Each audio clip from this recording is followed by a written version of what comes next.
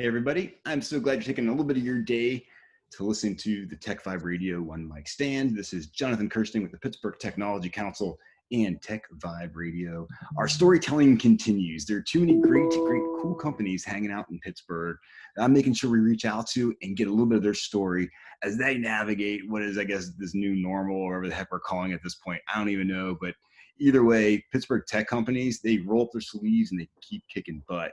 And IQ Inc. is one of those companies. I have Tyler Sechler here with us today. Tyler, thanks for hanging out with us. What's going on with you today?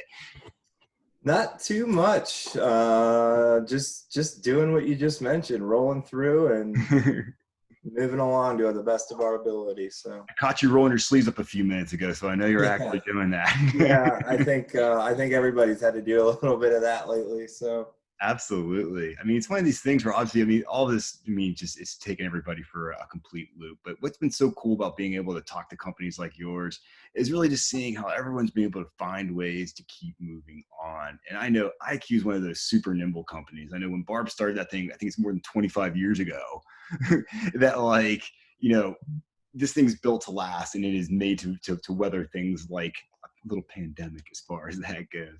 Before we jump into what you guys are doing, and you guys have done so much work on giving back as well too, which I really want to talk about, which I think is so important. Just give us the little overview of what IQ is all about, just so our listeners and our viewers know what's going on with IQ. For sure. IQ as a whole, we're a software solutions provider.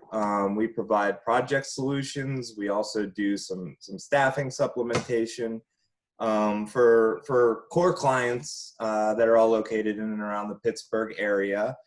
I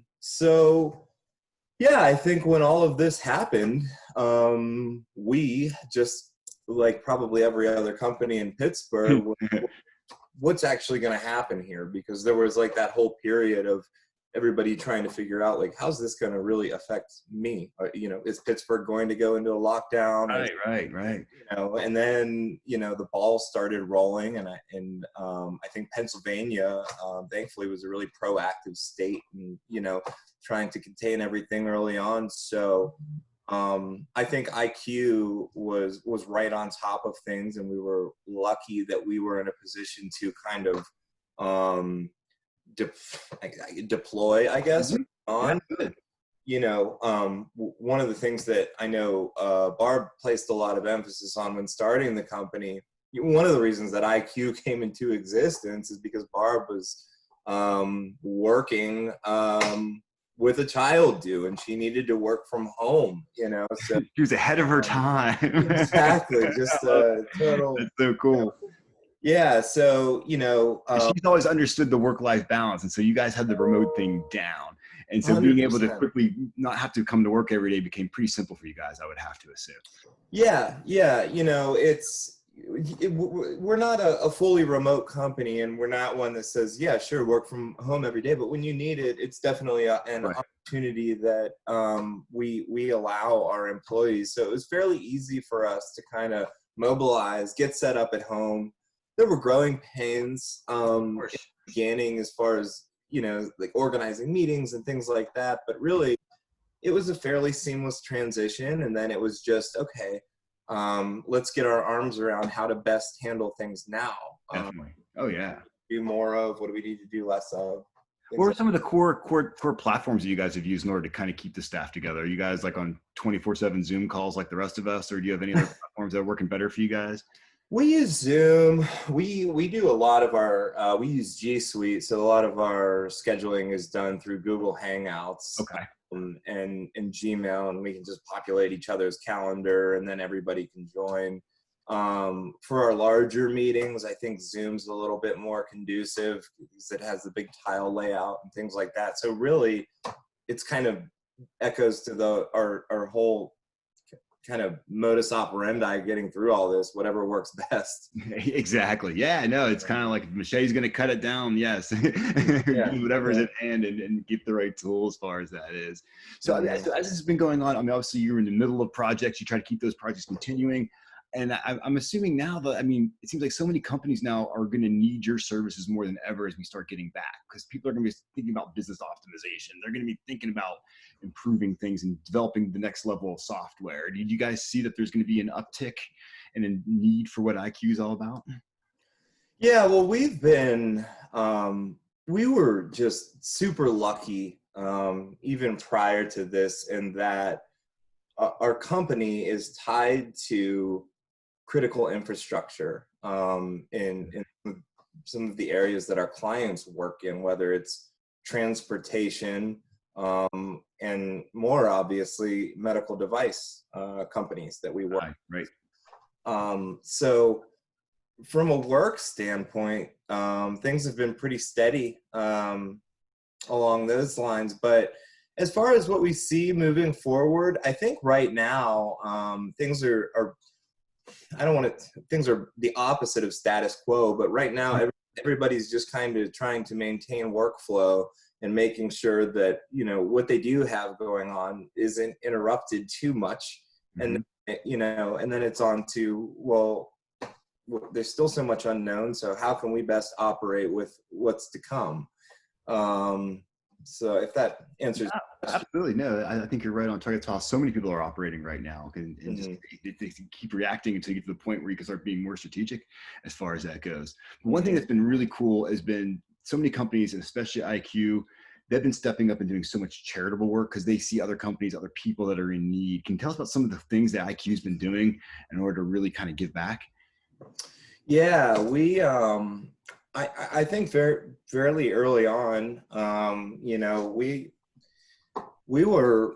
everybody started seeing the fallout of this. And I think that really kind of hit its flashpoint once all of the mandated, you know, quarantines and shelter in places started going into effect. Certain people that we're all close to were finding themselves out of work or without a paycheck. Right.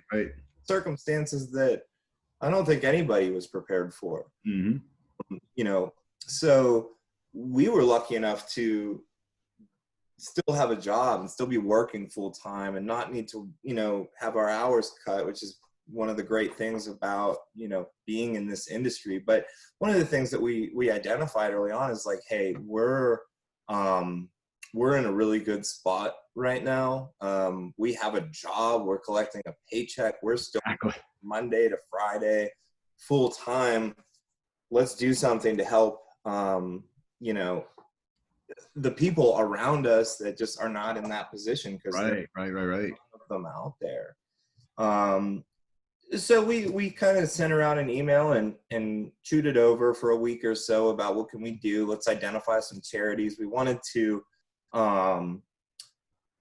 affect things that were close to home. We wanted the charities that we were working with to, you know, be in the Pittsburgh area and places to help there. So our people here, come on. Yeah, absolutely. Yeah, exactly. So we identified, we chose the Pittsburgh Food Bank, Ronald McDonald House, and what is called Feed the Spirit, which is haven't heard of that. Interesting. Okay. Yeah, it's a program run out of Greensburg, so it's a little like closer to our headquarters. Yeah, you guys are kind of in between there, being out in Monroeville and everything like that. Yeah, stretch it out, stretch the love out. Yeah, cool.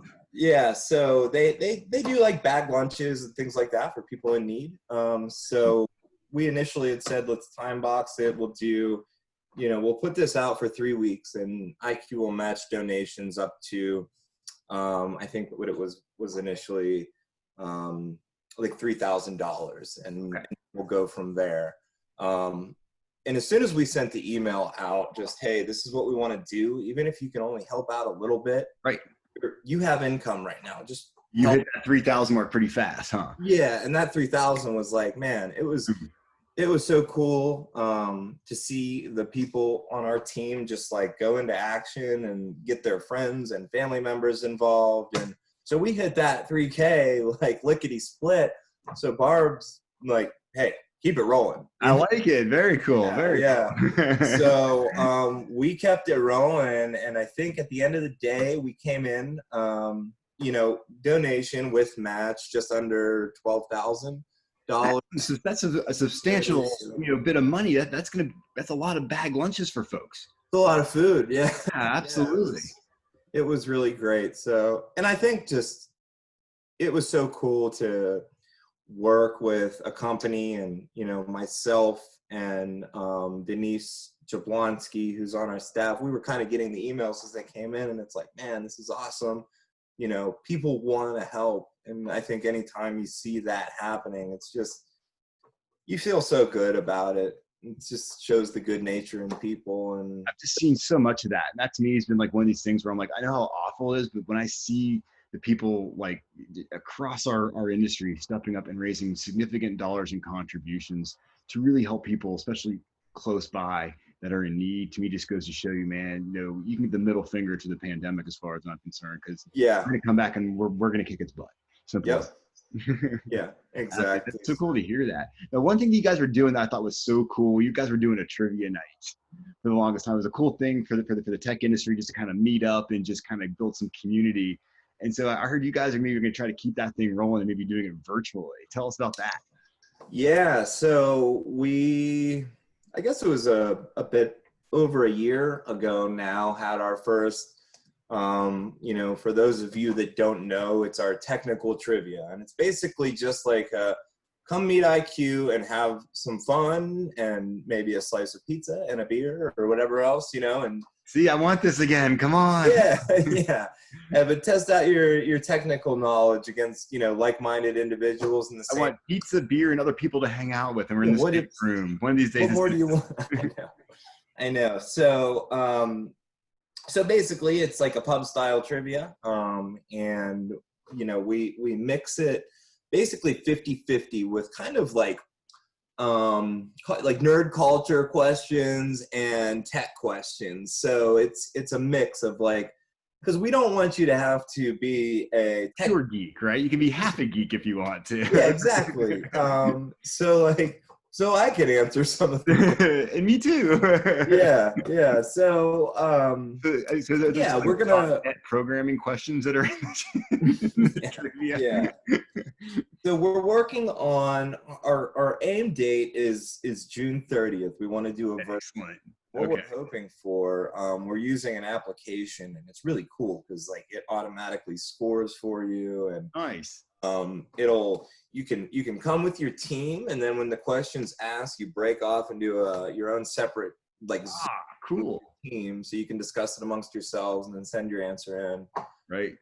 But we're really looking forward to it because we usually have the event in Shadyside from 6 to 8 o'clock on Tuesday nights. Okay.